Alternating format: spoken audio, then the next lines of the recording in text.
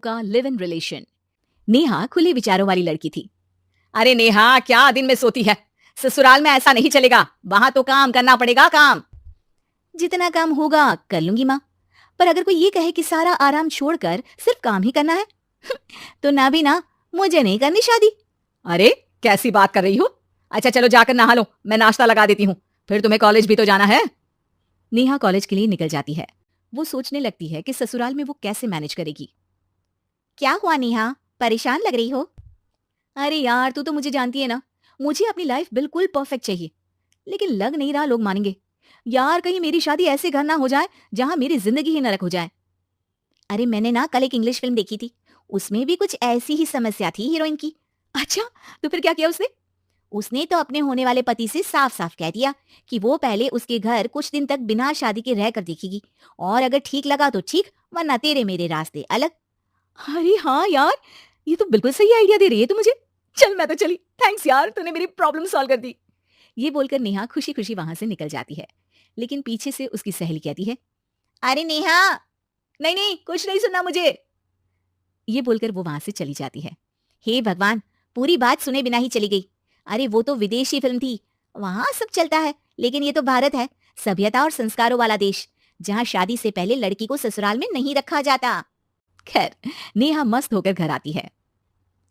नेहा, कल तुझे लड़के वाले देखने आने वाले हैं, और हाँ, इस बार कोई बहाना नहीं चलेगा। हाँ हाँ, आने दो, मैं तैयार हूँ शादी के लिए। अगले दिन लड़के वाले आते हैं, जहां लड़का कहता है, मुझे अकेले में लड़की से कुछ पूछना है। हाँ हाँ, क्यों नहीं बेटा, जाओ नेहा, घर तो दिखा दो इन्हें। नेहा भी खुश हो जाती है कि उसे मौका मिल गया है लड़के से अपनी शर्त रखने का। देखो, मुझे ना शादी से बहुत डर लगता है, पता नहीं कैसी लड़की आए, तालमेल बना पाए कि नहीं मेरे परिवार से। मैंने कई घरों में रोज का क्लेश होते देखा है। तुमने तो मेरे दिल की बात कर दी। मैं भी यही सोच रही थी कि भाई सास तो अच्छी होनी चाहिए, पति सपोर्ट करे ना करे, रहना तो पूरे दिन सास के साथ है।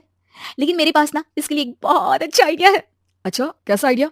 क्यों ना शादी के पहले मैं कुछ दिनों तक तुम्हारे घर आकर रह लूं, तुम लोग मुझे समझ लेना, मैं तुम लोगों को समझ लूंगी, ठीक लगा तो शादी, वरना टाटा बाय बाय।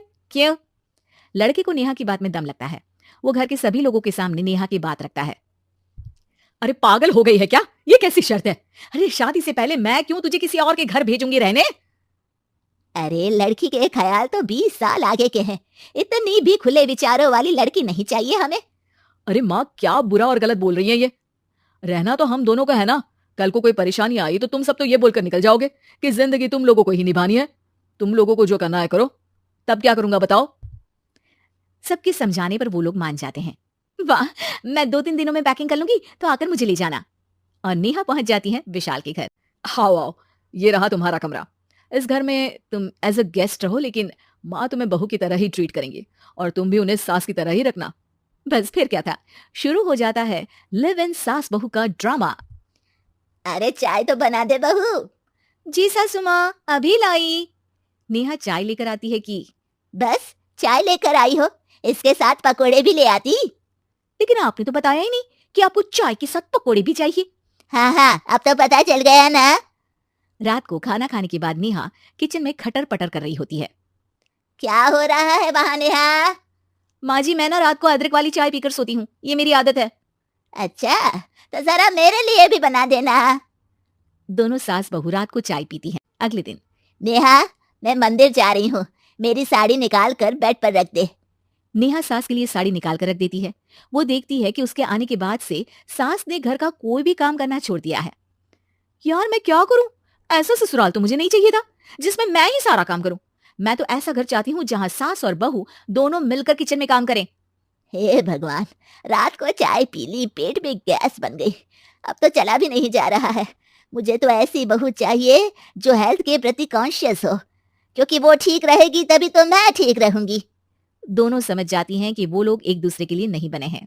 अगले दिन, नेहा, जरा चाय तो ले आना। नेहा चाय के साथ चिला भी बनाकर ले आती है। सास खा पीकर सो जाती है।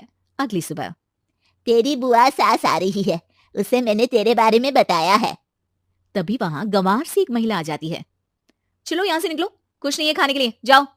ए नेहा, तमीज से बात करो, ये मेरी ननद यानी आशीष की बुआ है।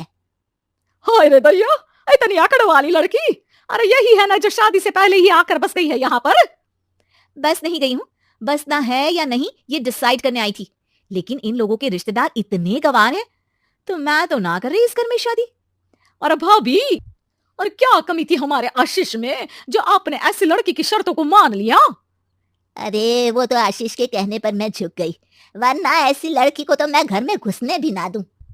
ए हेलो, ऐसी लड़की कैसी लड़की? हाँ, बिना समझे बुझे शादी कर लूं? अब तो समझ गई ना कि हम लोग गांव के हैं। भाभी को खाट पर सोना और रिश्तेदारों का गांव से आना जाना तो लगा ही रहना है इस घर में। हाँ हाँ, मैं तो किसी मॉडर्न घर में शादी करूंगी। ये बोलकर नेहा वहां से चली जाती है। अपने घर में आकर नेहा कहती है, ना माँ ना, लिव इन में रहकर देख लिया, ये गांव के लोगों का कोई भरोसा नहीं है। खैर, नेहा की शादी एक मॉडर्न घर में हो जाती है, जहां सास कहती है, हे नेहा, मैं टेनिस खेलने जा रही हूँ, आओ तो जूस बनाकर रखना, और हाँ, वॉलनट्स और ओट्स भी बना लेना। जी माँ। माँ मॉम बोलो डार्लिंग, माँ इज ओल्ड फैशन। बेचारी नेहा सर पर हाथ रख लेती है। हे भगवान, ये सास तो सास ही होती है, गांव की हो या शहर की।